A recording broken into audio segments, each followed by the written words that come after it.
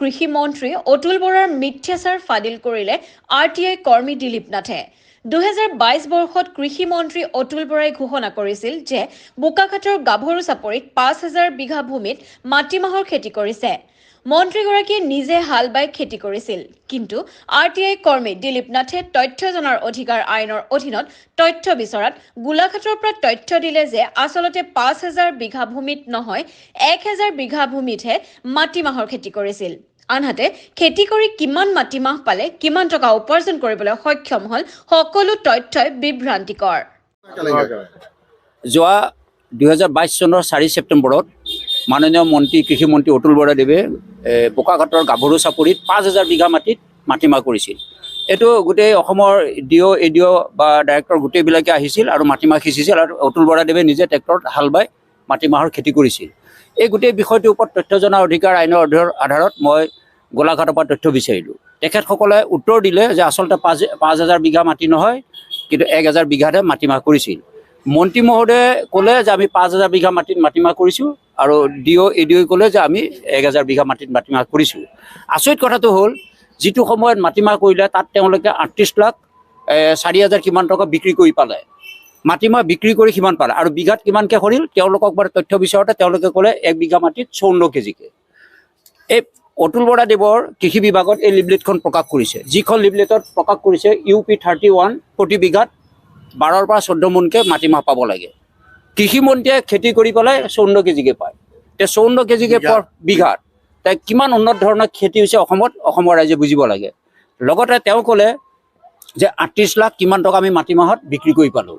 তে বিক্ৰী কৰি ধনটো কি পদ্ধতিৰে পালে এই গোটেই বস্তুটো বিচাৰোঁতে আচৰিত কথাটো হ'ল কৃষকে বোলে নিজে বেছিহে ধনটো পালে। তাৰপিছত হাল বাওঁতে কিমান টকা খৰচা হ'ল এই কথাটো তথ্য জনাৰ অধিকাৰ আইনৰ আধাৰত যে তথ্য বিচাৰিলোঁ। গোলাঘাট জিলাই ক'লে যে আমি হাল বোৱা নাছিলোঁ, আমি বোলে এনেই সিঁচি দিছিলোঁ। তেতিয়াহ'লে কৃষি বিভাগ কিমান উন্নতি হৈছে এই কথাটোতে প্ৰমাণ কৰে যে তেওঁ মন্ত্ৰীয়ে নিজে হাল বালে, হাল বাই লৈ বা দেখুৱালে। তেওঁ হাল বোৱাৰ পিছত আচলতে হাল বোৱাৰ নামত খৰচা হোৱা কথাটো ওলাই পৰে বুলিয়ে গোলাঘাট জিলাই কৈছে যে আমি হাল বোৱা নাছিলোঁ, শুকান মাটিতে মাটিমাহটো সিঁচি দিছিলোঁ। যদি শুকান মাটিতে মাটিমাহ সিঁচি দিয়ে তেতিয়াহ'লে এই লিফলেটখনত কিয় প্ৰকাশ কৰিছিল এই মাটিমাহত 2 বা 3 বাৰ হাল বাব লাগে? এই লাখ টকা লিফলেটবিলাক কিয় ছপা কৰা হয়? অতুল বৰাদেৱে অসমৰ ভাবোঁ যে অসমত সকলোতকৈ ফাঁকিদাৰী মন্ত্ৰী আছে যদি অতুল বৰাই, আৰু কৃষি বিভাগটো একেবাৰে দুৰ্নীতি কৰি লৈ যোৱা মানুহজনে হৈছে অতুল বৰাদেৱ। তেওঁৰ কাৰ্যকালতেই অসমৰ কৃষক মানে জহন্নামে যাব বুলি কয়। আৰু মই ভাবোঁ যে অসমৰ কৃষক অতি সোনকালে লজ্জিত হ'ব অতুল বৰাৰ কাৰণে, যে অতুল বৰাদেৱক ঠগ প্ৰবঞ্চক আৰু ফুলজাৰি মৰা। তেওঁ 500 বিঘা মাটি খেতি কৰিছোঁ বুলি কৈছে, ডিষ্ট্ৰিক্ট অফিচাৰে কয় 1,000 বিঘা মাটি। তেওঁলোকে কয় যে 12 পৰা 14 মোন বিঘাত সৰে আৰু অতুল বৰাদেৱে কৰা খেতিত 54 কেজিকৈ ওলায়। কিমান বাৰ হাল বালে বুলি সুধিলোঁ, তেওঁলোকে লিফলেটত প্ৰকাশ কৰে যে 2 বা 3 বাৰকৈ 3 চাচকৈ হাল বাব লাগে। কিন্তু অতুল বৰাদেৱৰ খেতিত হাল নোবোৱাকৈ মাটিমাহ সিঁচে। গতিকে চাওক, হাল নোবোৱাকৈ যদি মাটি হয় মন্ত্ৰীৰ খেতি হ'ব পাৰে। গতিকে তেওঁ পোৱা আকৌ 54 কেজিটো, তেতিয়াহ'লে মই মন্ত্ৰী মহোদয়কে প্ৰশ্ন কৰিম এই যে অসম চৰকাৰে লাখ টকা খৰচা কৰি এই লিফলেটবোৰ কিয় ছপা কৰে, অসমৰ কৃষকক কিয় দিয়ে? ইয়াততো লিখা আছে 2 বা 3 বাৰ হাল বাব লাগে, 2 বা 3টা চাচ হাল বাব লাগে, প্ৰতি বিঘাত 162 কেজিকৈ পাব লাগে। তেওঁ মাত্ৰ পায় 54 কেজি। উন্নত ধৰণৰ খেতি কৰিছে, উন্নত ধৰণৰ খেতি কৰি অসমৰ ৰাইজক লজ্জিত কৰিছে।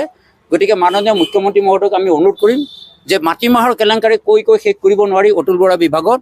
অতুল বৰাই নিজে কৰা খেতিতেই হাল বোৱাৰ নামতে কোটি টকা লোকচান কৰে, তাৰ পৰা কিন্তু অসম চৰকাৰে 1 টকাও লাভ নহয়।